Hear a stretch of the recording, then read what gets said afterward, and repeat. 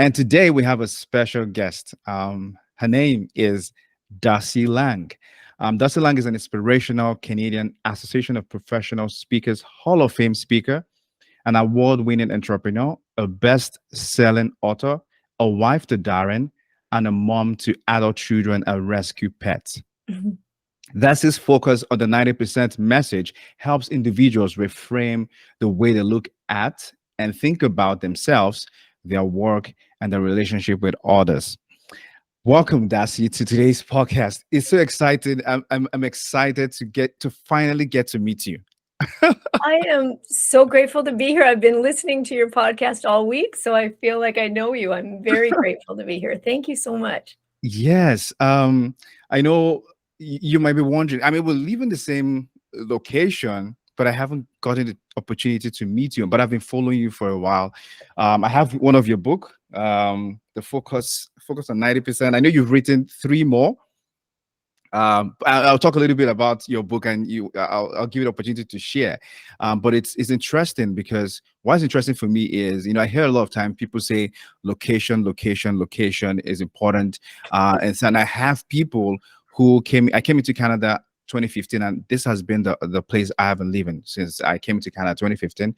But people say, oh, it's Regina, it's so much, I want to leave, I want to go to the bigger city. And I said there are people in Regina who are doing great stuff, who are making impact around the world, and Darci Lang is one of them. So it's great. And then when I sent the email, I was like, I know you're busy, but I'm glad that you're able to accept the invitation. So welcome once again. Thank you so much. Yeah, and there's nobody who loves our city more than me. I don't know why people say that. I have a 12-minute commute to the airport. Right. It's right. I've had the same home for 27 years. I have the most beautiful life here. So I say, hey, if you don't want to be here, that's more for us, because it's the Yeah. best I place mean, ever. where you bloom where you're planted. So if you're here, you have to bloom. Just make your environment work for you, right? And I'm surprised, like 27 years, and your background looks so organized. I still I still love the way. I mean, it's so beautiful. Like your background, your home. That's great. Oh, thank you. I'm very blessed with a very handy husband. So I've always got projects. So we're always redoing things. That's definitely a 90% for me. 90%. Well, we'll go into the 90% in our conversation, but great to have you here. To get us started, I want to give our audience, our listeners, an opportunity to get to meet you. I know I've done an introduction, but I want you to, introduce yourself. And where I'm going to is to tell us a little bit about your story and how you got into speaking. It's very rare. Why I say it's rare is, in this part of the world or in this environment, to see someone who is a speaker and thriving speaker, at that. So how tell us about your story about getting to speaking. Okay. Well, I'll rewind and tell you a very quick snapshot of my very colorful life. So I was born in Saskatchewan. I'm 53 years old. So 53 years ago, I was born in a small town in Saskatchewan here called Bigger. And I know you have international listeners. So Bigger Mhm. is a very optimistic town because 2,600 people live there. And the Mm. sign outside of Bigger reads, New York is big, but this is bigger. Bigger. So Hmm. I always joke I was born into optimism. So I was born Hmm. to young parents, and my parents didn't stay married, and my parents have both been married 3 times each. I have 10 half and stepbrothers and sisters. And Hmm. from the beginning of my life, from about 1 years old to 8, I was raised by my father. So that's really unique back then, and that's given me a really, really unique base. Then when I was 18, I moved from Edmonton. I grew up in Edmonton. My dad moved me to another big city in Alberta, Canada. And I was raised, again, primarily in the early years by my father, woven in and out of these 5 families. And when I was 18, I moved from home. I lived in a house where that's what you did. There was Hmm. no means, no marks, no education, no money for people to go to post-secondary. You just moved out and got a job. Right. So in 1987, I moved from Edmonton to 2 provinces away, another major city in another province, and I got a job right out of high school, 2 days out of high school, at a tuxedo rental company. Hmm. Believe it or not, here's the story. So I'm 18 years old. I started this tuxedo company, which back in the late 80s was predominantly run by men. Mm. And when I went for the interview, the man who hired me, my name is Darci, and my dad ran a Volkswagen repair shop my whole life. So I Mm. grew up working in my dad's Volkswagen repair shop. So when they read the application for me, Darci with his Volkswagen repair shop experience, they thought I would be a young man. And Mm. I wasn't supposed to be hired, as I was told. They weren't going to hire me, but I got hired. And 6 years later, when I was 24 years old, I bought my own store. And you Wow. know, Emeka, every day somebody would ask me, what can I teach you today? And I say to leaders all the time, knowledge is not power unless you share it. We have a Right. personal, sorry to cut you off, that we have a personal accountability to share what we know. Like Mm. growth is personal, but it's also something to share. Right. So when I was 24, I was fortunate enough to buy a portion of my own store and move my own tuxedo rental store to Regina here 29 years ago. I was 24 years old. Here's how I became a speaker. So I opened up what was predominantly a male-dominated business back in that day, and I was very young. I was only 24. So when I arrived here, that caused a little bit of attention. Like, what? How is she doing that? So I went into my bank. And I was a week after I opened it, back in the day where we took deposits to the bank, and I was Right. putting the deposit in. And my bank manager, on his last year of 38 years at the bank, said, "How are you so happy? Like, my staff all know your background and you know everyone's name, and we're so excited when you come into the branch. What is your secret?" And I said, "Well, Ed, my secret I got from a book I called Attitude is Your Most Priceless Possession." And Mm. in this book I got as a young person, I had a rock bottom quarter life crisis crash at 24 when I bought my company. And I was looking like you are, Emeka, for personal development, personal growth. Right. And one of the many, many books I got was this Attitude is Your Most Priceless Possession, gave me this idea that we all hold this big magnifying glass out in front of us, and only we have a choice what we focus it on the positive aspects of our life, the things we can control, the things that we're grateful for, or we can choose to focus on the 10%. So the things we can control, the things that are out of our reach. And for some reason, that was my Oprah light bulb moment. And for some reason, Emeka, that just hit me. That's what I need to do. So I Mm. started carrying this magnifying glass around. And rather than complaining and talking about things I couldn't control, I would daily look for, in every area of my life, what was good, what could I control? What was good, what could I control? So Ed, my bank manager, says, "What's your secret?" And I said, "Ed, I got to tell you about it. It's this magnifying glass idea, and it's Mm. changing my life." Mm. And Ed said, this was Monday. And on Friday, Ed said, "I will have a staff meeting, and I want you to come to the bank, and I want you to stand in this lobby, and I want you to speak to my staff and tell them this message." So I came, I was 24, Wow. sweating through my suit. I was so stressed out. And when I got to the event, it changed my life. Mm. And, I'm not a big purpose person. I think the purpose of life is to be kind and loving. However, I knew that was my calling, my mission, intention. From Right. that one engagement, I stood up front and thought, this is exactly what I need to do. Mm. So I'll let you talk because I have more I could add to that, but I'll let you fire away. Wow. Wow. That's amazing. Wow. And then at that event, I believe, you got feedback and you got, testimonials out of it that has actually, you know, kind of giving you that push to keep going, right? Absolutely. Yes. So there's a few things I want to say about that though. I didn't quit my day job. Like I Mhm. still obviously had a tuxedo store to run. I also opened up a bridal show, a wedding trade show, because there was nobody in town who would let me put my tuxedos in their bridal shows. So Right. I did my own bridal show as well that same year.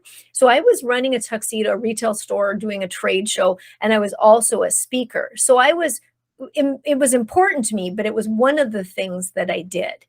So not only did I get feedback, and Emeka, I have to say, next year I'll celebrate my 30th year as a motivational speaker. Wow. And for 29 years, I've never marketed. Wow. My business is 100% referral. So I believe, yes, from that moment on, the referral base was there, but then I also had to learn how to become a speaker too. Too. Right. Right. Wow. That is very important. Number one, from what you said, you were still working full time, or you were still doing your business while you were speaking on the side. I think it's very, very key, especially for young people today who have the inspiration to become a speaker. That it's not necessarily that, oh, I want to be a speaker and then boom, I'm going into, speaking and then I'm marketing and all of that. That you can still be doing something, you can still be working, you can still be doing your other things, but still fueling this not side hustle, but something that you're passionate about on the side, and it's still going to be fine, right? So that's a good point there. I wanted to go further to say, one question that is very important to me now is, so at what point do you then, because you said you got a magnifying lens and that began to shape your message almost, right? So at what point did you now at what point did it resonate with you that that is your message, and that is something that's going to impact the lives of people? What was that turning point that said to you, this is something I have to expand? Because I've seen books, I've seen that you've gone from focus on the 90%, and you've gone to lead with the 90%. So at what point did you make that decision to say, yeah, this is the message that I want to begin to speak about? Great. I'll answer that in two parts. I knew right away that the 90% idea was right from the beginning. So right 29 years ago, when Ed said, can you speak? I said, sure. I told him the magnifying glass idea. He said, what percentage of your life do you think is great? And I said, honestly, Ed, if we check off the boxes of we're healthy enough, our family's healthy enough, I have a roof over my head, I have food in my fridge, I have a vehicle in my driveway, the list, those basics are met. Like you said, I heard you last week close a podcast, stay blessed, right? Then we are already blessed. So I think if we cross off all those boxes, it doesn't mean there isn't 10% in our life. We all have 10%. People deal with addiction and family issues and health challenges and mental health challenges and aging parents and raising children. Like, people have huge, enormous lives, and 10%. I'm Right. not discounting that. But I can't keep focused on that without doing something about it so that I can move my magnifying glass back. When I knew I would always be a speaker full time. I knew that from the beginning, but I was willing to wait for the process. And just like you said, you don't do podcasts full time. So Oh. your side hustle of podcasting is your passion. It's a dream of yours, but you're going to quit your job and do podcasting right out of the gates. I mean, some are brave enough to do that. I have a house full of people here. I have a life, and I don't want to be broke. So to answer all the questions at once, for your young people listening, or anybody listening who wants to make a career change, I always say, make your 90% list and your 10% list. If I do this job, what's good will happen. If I don't do it, what's going to happen? If I don't do it at all, do your 90-10, spend some time, reflective time alone doing it. Figuring out, is this the right thing for me? Because again, I'm all about like this. That's the challenge I have with your passion. Sure, you can be passionate, but are you starving while you're being passionate about it? Let's get real about it.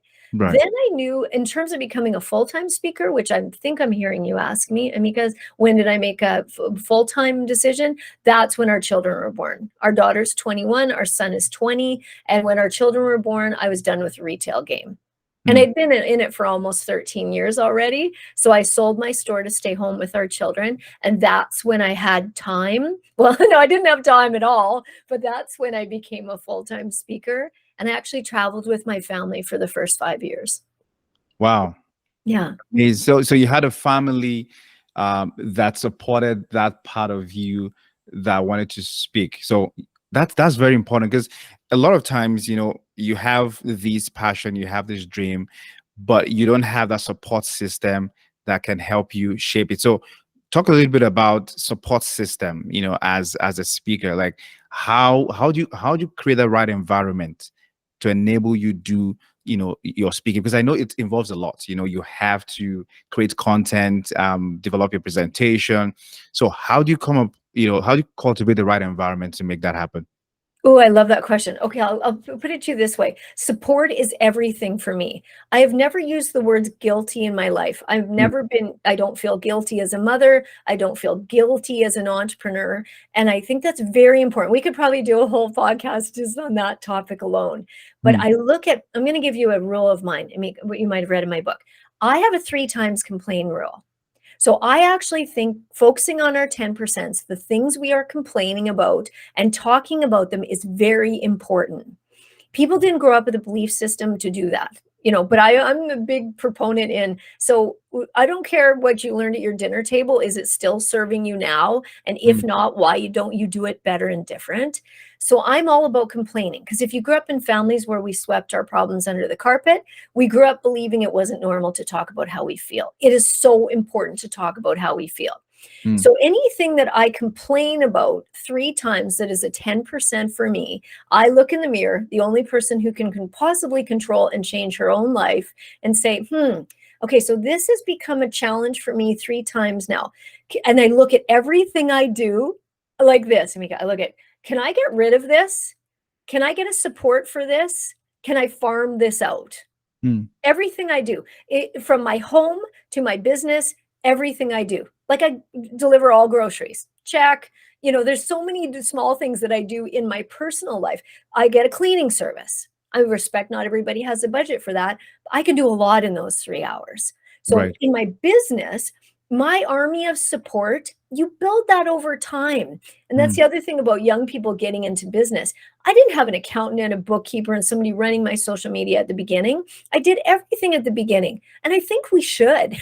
Right. And we should learn how to do it all. And the most glorious day of my life was the day I hired an accountant and a bookkeeper. That was when I knew I made it, when I never have to do my accounting and my bookkeeping again. Right. Because it's not my strength, and I can spend all day doing something, like you said, creating content, writing, doing podcasts, beautiful things that I would rather do. And I'm not for a second going to discount. I am so blessed. I've had the same admin assistant, Sandra, working beside me for 29 and a half years. Wow. Yeah. So can you imagine that level of support? And we joke that we lasted longer than most marriages, right? But we have, like, imagine the army of support that is for me. And now I've got another person, Kevin, working with us. Like, I have a team, but I do speak to a lot of young entrepreneurs or people getting into business. I think that's when we fail, is when we open up expecting everything to be perfect and we're going to be able to farm all this out right away. Just baby step into the whole thing. Look at what you love doing, look at what you don't, and say, could I find somebody to support me in these areas that I'm not good at and I don't want to do? And then slowly over time, you get to that army of support. Awesome. I want to go to a scenario. So you're speaking on stage, and you, what is the, how to put this question? So I know when it comes to speaking, a lot of people, the second fear most people have, apart from the fear of death, is fear of public speaking. Right. People would rather do something else, jump, whatever, than stand in front of people to speak. Right. So like you said, you had to go through the process, which probably involved training and all of that. So how did you overcome? It's very important. How do you overcome the stage fright, the imposter syndrome, the butterflies in your tummy, part of public speaking? How do you overcome that? Oh, okay. That's such a great question. You have that at first, of course, like everything. I'm sure the first few podcasts you did, you're like, what am I doing? And so everything we do new, not just speaking, opening your business, starting a new job, doing a podcast, everything we do new, we can expect the level of feeling of, butterflies, as you said. But I take what I said again. I kept focusing on, okay, what can I control here? What am I good at? What am I not good at? So I would videotape myself, audio tape myself.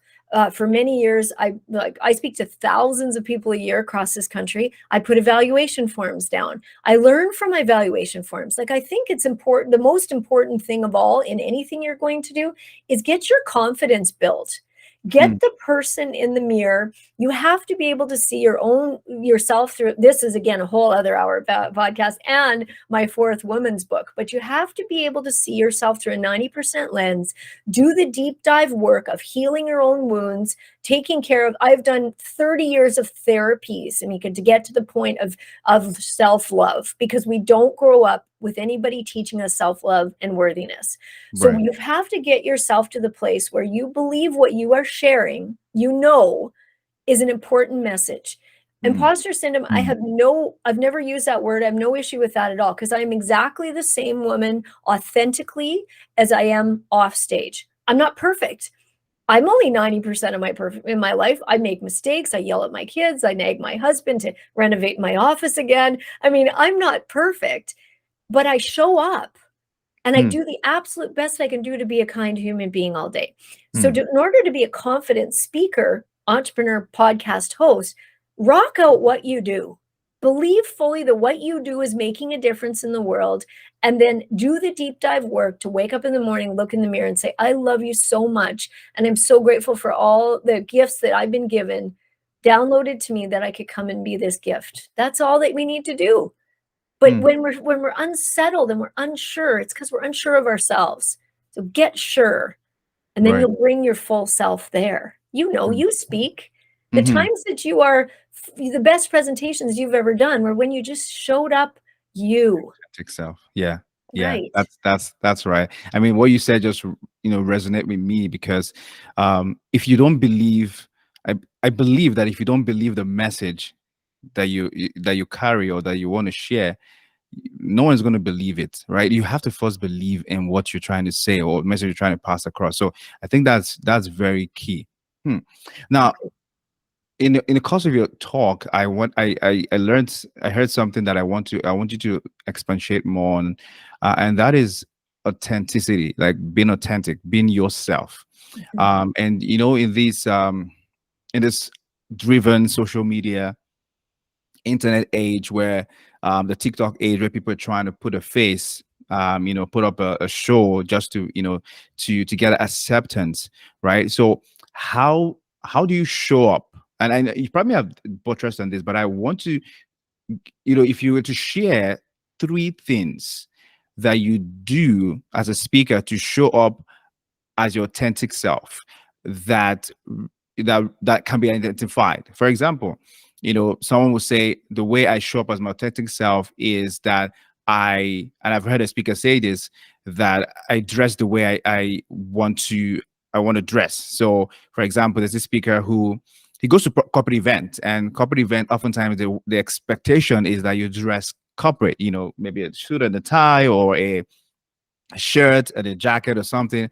But he's the kind of speaker that wants to wear sneakers and wear a hat, right? So one way, to pass that message about being authentic is that he wants to, whatever event he wants to show up as his authentic self by wearing it, and he does that with his sneakers and his and his hats, and he's speaking all over the world. So that could be a tip. You say, "Hey, I dress the way I feel comfortable in to go Mm. speak." So what would you say? Maybe one or two things that you can share that helps you to be your authentic self on stage. Amazing. Okay, when I say, I'll say it to you like I say when I speak to new emerging speakers. Go interview everyone or your closest 10 people in your life that you love, friends, family, your colleagues, the people that really admire you and you really admire them. What would they say you're like? And then does your message authentically resonate with what everyone else would say that you are like? So Hmm. to keep it authentic, I am what are you known for? Right? Like what are you known for personally? I am exactly the person that I am here. I'm known as somebody who finds the good in people. You said, like in one of your podcasts, you said you're not afraid to ask questions and learn about people. I love people. I Hmm. have done decades of personal development work to get to this place. So authentically, I've been there, done that. The other authentic piece I bring is that I am a real human being who authentically shares the raw, honest truth of her life. I've had trauma. I've had all kinds of issues growing up. My husband's been through a depression journey. You know, I have all the challenges that mothers have parenting, dynamics of growing up in 5 different families. I am an open book, literally. There's nothing you couldn't ask me that I would not share. And I share very publicly in my books what I've gone through. That's my authentic piece, is I want you to come hear the message because I want you to hear it delivered from somebody who lives not only a real life of having to go to come home every week from the road and cleaning up my life and my house and then back out on the road again. Not only do I have to live it in my work, I live a real life, married, children, pets, all that people's lives are. That's what resonates with people, is the authenticity of the fact that this is a real message delivered by a real human who suffers. And I don't think social media, I don't have any personal social media accounts. I only have professional ones. I don't have time. I honestly don't care. And I just want people to look in the mirror and say, is what I'm about to scroll going to make me a better human? And if not, why are you doing that? Why don't you queue up podcasts, TED Talks, YouTube videos, and listen to what you could do to be a better human? The second piece, the authenticity piece I'll add to, is my message is one idea. And that's something that's very authentically important to me because people are busy. We have huge, enormous, beautiful lives. We don't have 15 new ways, 18 new habits. We don't have time to apply it. And that's when you leave the speaker and you leave the conference like, what did she say? I don't know. Right?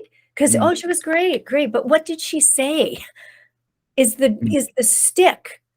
Did it work? And do you run into people in the middle of a co-op grocery store on a Saturday afternoon who yell out, hey, 90%? That's all I hope for. I don't care if you remember me. My ego is not that big. I just want to know, do you remember the thing? And did you take that message and do something with it? So I hope that answers the question. That answers the question. 2 things that are very key for me from what you just said. One is, and I would like you to buttress on one of the points, and that's storytelling. The ability to be able to communicate your story. And I think you do a lot of that, even from your book. I mean, the focus on 90% was literally your story.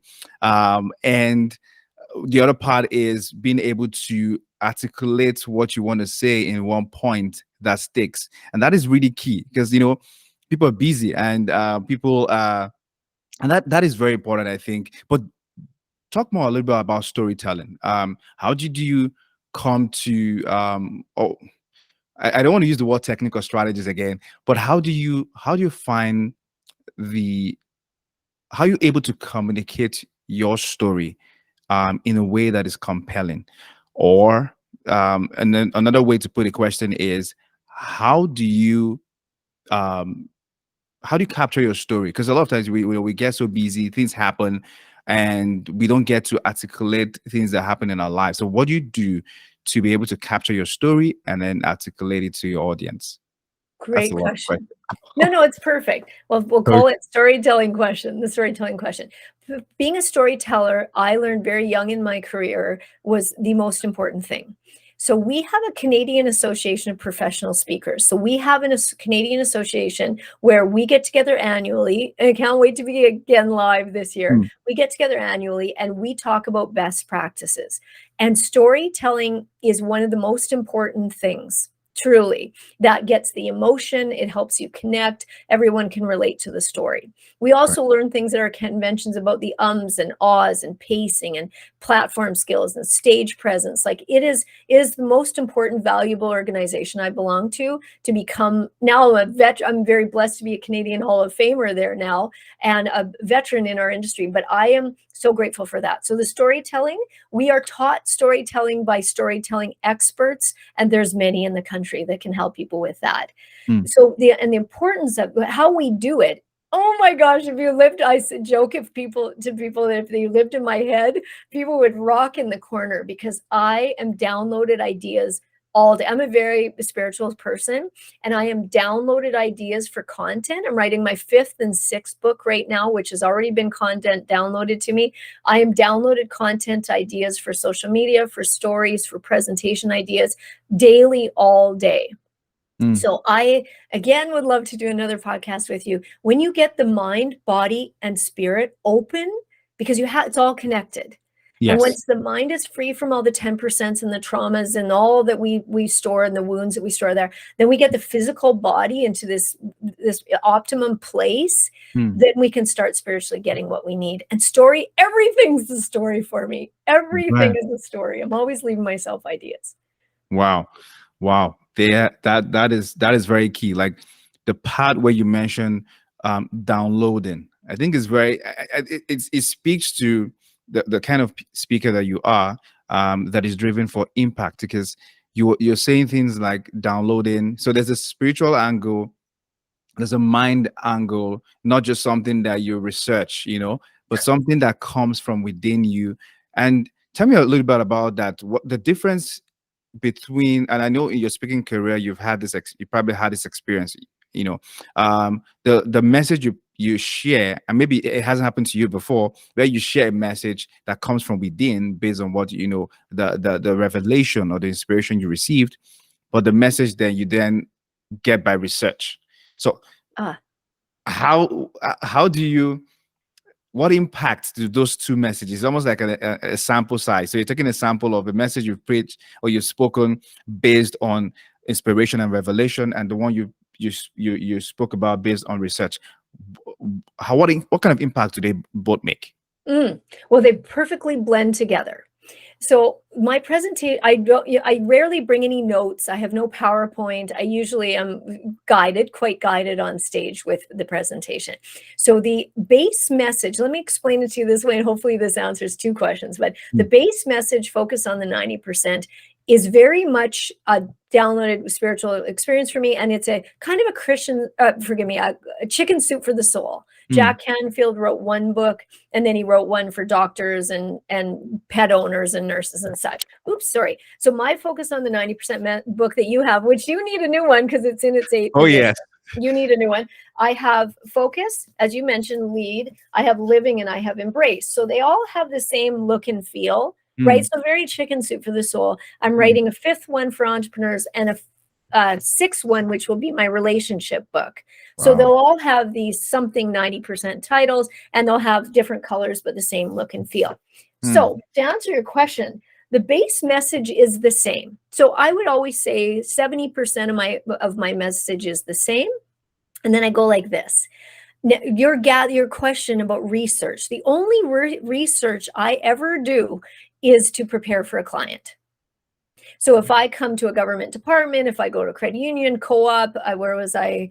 I have to think about where I was this week. I was with canola growers. So whenever I am with an audience, my audience is different every week. It's a completely different industry, but I learn about them. So the only research I ever do at this point in my career is researching about the client, because here's what I want to leave room for.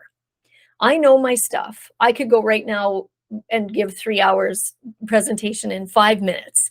So I know my material so well, which I respect, comes with time. But there's something else I want to talk about when we talk about that too. So I want the base message to be kind of locked and loaded in. So it's locked and loaded in. I want to learn about the client, make it customized so that the audience knows, like I took the time to learn who you are, proper pronunciation of your company or staff name, etc. But then I also want to leave room for what happens that day. So when I get there, even if I speak at 4 p.m, anyone who's hired me knows I'm early. I love to be there early. I want to sit down on every speaker. I want to eat the lunch I didn't make. I want to be with the people and hear their stories. That also comes in. I meet the banquet staff. Kindness is the most important thing in the world to me, as I've said. And to answer your question from before, the authenticity piece is I'm as kind to the banquet staff as I am to my client. Right. So anyone who knows me in the banquet world knows the AV people, the banquet staff, with all no disrespect, they're some of the hardest working people at the convention that day. So I am there early. I meet them. I get to know their names. I meet the staff. And now I meet then there's this whole experience for me that's starting. I'm so loaded in. And because I've done the work on my personal self to show up rested, nourished, happy, grounded, centered, spiritually there for them, now I can download what I know to be my content, their content, and all the beautiful things that happened that day. We miss that. We miss that when we show up somewhere and we're not fully present there. you're missing a whole 20% of what you could add to your presentation. Wow, engagement, presence, and I was watching a video recently that talked about presence, being fully engaged where you are, because that's the only way you can add value, and it's very important. Like you mentioned, for speakers, because a lot of times, especially for speakers and those who are going to be listening as well, something around when you're somewhere, so I think someone mentioned it. I want to also address this. Someone mentioned this somewhere and said, when you're in a meeting, for example, or you're in a conference or so, do not take notes. Don't take notes. Listen. Be fully present, because your note is going to distract you and all of that. What do you think about that statement? Oh, you know what? I let people arrive how they need to arrive, because we all learn in different ways. Right. I don't care if people have their laptop open, if they played on their phone the whole time, if they stood at the back and stretched their back. I have no guideline. They hired me to come to you. Right. I'm the guest. I don't care how they show up. I really don't, because I believe who is supposed to hear what I had to say will be there to hear what I had to say. And be surprised. The people that are on their phone and not plugged in and not paying attention and not fully present, I'll see them a year later like, that was a great presentation. You're like, what? I didn't even think you heard a word I said. So I just let people be where they are. And that's my goal. That's kind of seeing people through a 90% lens, right? To accept, the compassionate, empathetic, what connects us, what unites us, what makes us the same kind magnifying glass. I already like people. So I arrive assuming everybody's good, but they have some brokenness, right? And I'm not saying there's not evil people in the world, but they don't sit in front of me in an audience very often. So I just show up love. And therefore, they can show up however they want, because the best I can do is the best I can do. And I'm going to show up the best version of me. And then I'm going to go home. So if you didn't like me, I don't care. If you didn't make notes, I don't care. You didn't get involved. It doesn't matter. The intention is, I was hired for you. Here I am. Take from it what you want. And then let's all go home and live a beautiful life. Awesome. One question for you is, so as a speaker over the years, what have you, how do you improve yourself? Because this podcast is, focused on personal growth. So what if you're going to give someone an advice on how to improve themselves as a speaker? I know you said you're part of an association that helps to develop speakers. What are the things you do that helps you improve as a speaker? Got it. Well, the basics are fundamental. Show up full. So to improve as a speaker, improve as a human being. If you want to improve in your marriage, improve as a human being. You want to be a better leader, improve as a human being first, right? I don't think we can look outward all the time for, what can I do to fill? I think we need to fill from within and then look out from that.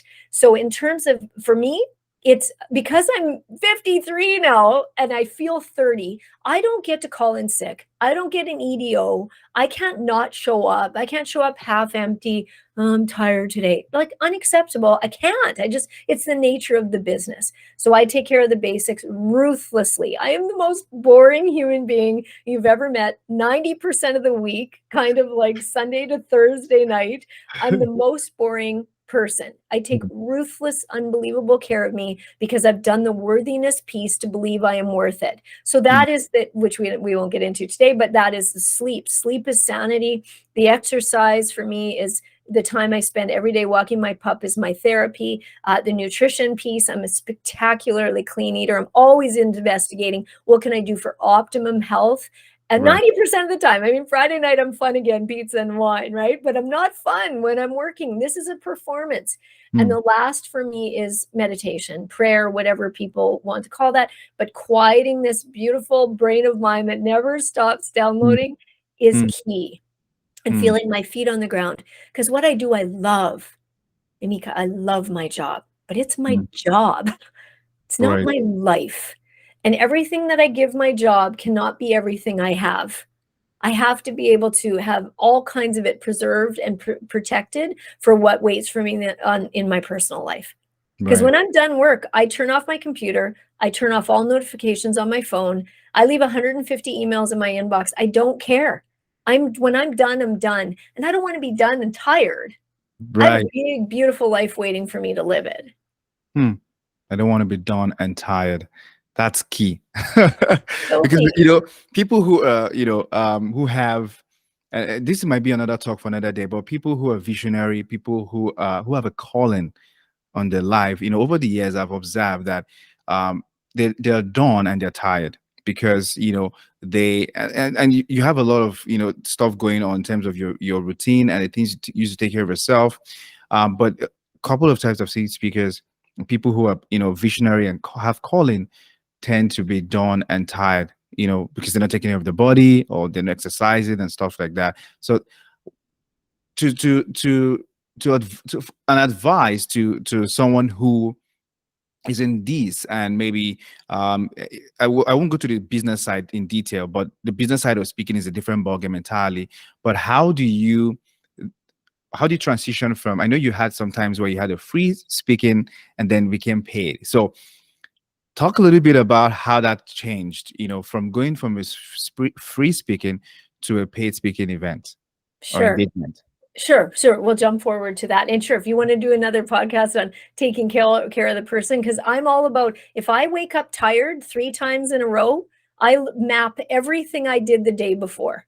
Right? So Yeah. for the people who are burned out and tired, that's God, Buddha, universe, creator, spirit, whatever your thing is, they don't want it. He does not want you to be tired and not have a good life. They want you to be happy and have a beautiful, vibrant life. So if you're not, figure out why. So then the second question, you need to give me the question again. Now I was thinking The question was how you transitioned from free speaking engagements to Oh, paid. thank you. Thank you. Yeah, thank you so much, because so much is coming in for me. Free speaking. Firstly, we call it donated fee in our business because nothing's free. It's still my time. My time is valuable. I still do donated fee events to charities and something that's close to my heart. So I'm not really worried about that in terms of people feeling like, oh, I shouldn't take free because maybe I'll get paid someday. If you want to do it and it's in your heart and it's a calling and it's part of your, passionate way of what you want to do, go do it. You can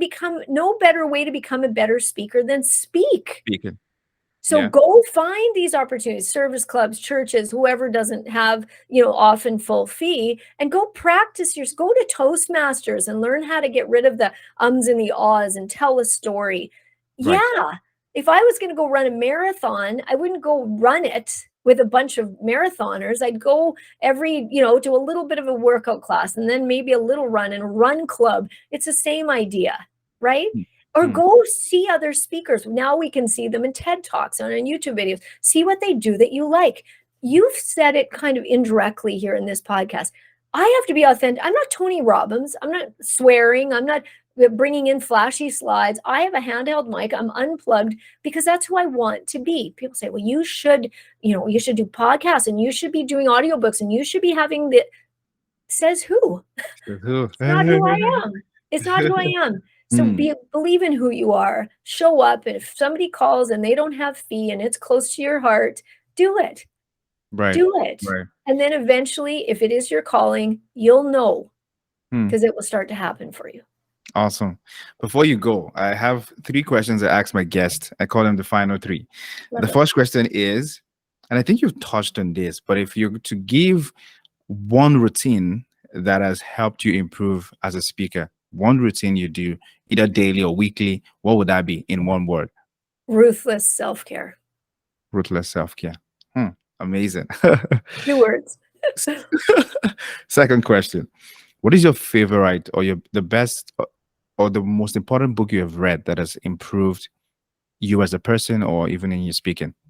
Soul's Contract by Carolyn Miss. Soul's Contract. Soul's Contract. Yeah. Wow. That's a powerful book. It is a powerful book and it blends all modalities together. It was mind-blowing for me. Okay. The last question. What is the thing that gives you the greatest joy? Being alone. Wow. Okay. Yeah. Silence, alone, walking, meditating. And I crave alone. Alone time. And I think it resonates with what you do. Because if you don't find alone time, I wonder when you develop your content and write your book. Right, but your audience can't be your fill. Your audience, your books can't be your fill. Your social media likes can't be your fill. Then you're never full. because there's going to be people who don't like you. There's going to be situations that happen that are really upsetting. Right. But if we fill from within and we, take care of our ourselves and the people we love, and then we go feed the world. It's good. Okay. I'm all about love thy neighbor, but love you. Love you. And then you go fill from a beautiful, full place. Wow. Awesome. Awesome. Thank you so much. Now, I want to give the opportunity because I know you have so how can audience, the audience get to, reach? I know you have I think 4 or 5 books now, 4 books, but you say you're writing the 5th and the 6th one. So how do they get to know when the book is out? So your website, do you have an event coming up that you want to share? Yeah, I would like me on socials, please. And I'm Darci with an I, DarciLang. The best way is through my social media because I have the absolute best social media guru named Brandy who runs my social. He's doing a great job. You came up on #1 when I searched you on Google. Like that's good. I said that's a good ranking. I got to record this for her, but yeah, so she's handling all my socials, and that's the best place. We put everything on there. Okay, great. And we're gonna have your contacts and all of your website on our podcast notes. So thank you so much, Darci. It was a pleasure to have you on the show on the episode today. Is there any final words you want to say to the audience? Just grateful for you. You obviously called in your passion to do this, and you do think it's personal, and I just think what you're doing is beautiful. You took the chance, you overcame your fear and said, I'm going to try this, and here you are. So thank you for sharing your message. Thank you so much. I mean,